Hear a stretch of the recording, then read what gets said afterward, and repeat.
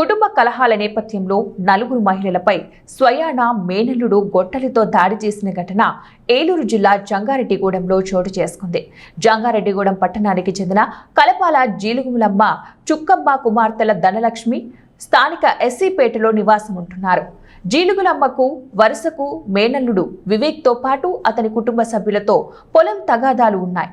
వీరికి వారసత్వంగా వచ్చిన ఎకరం 11 సెంట్లు పొలం విషయంలో జీలుగులమ్మ అన్న కుటుంబం సభ్యులతో కొన్నేళ్లుగా గొడవలు ఉన్నాయి.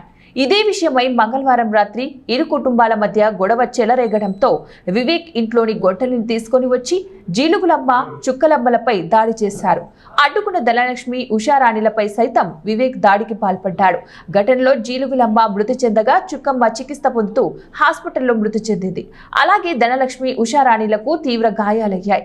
స్థానికులు వారిని జంగారెడ్డిగూడెం ప్రభుత్వ హాస్పిటల్కి తరలించారు. ఈ విషయం తెలుసుకున్న Jangareddygudem in charge DSP Ravichandra, CI Subhash వివరాలు సేకరిస్తున్నారు.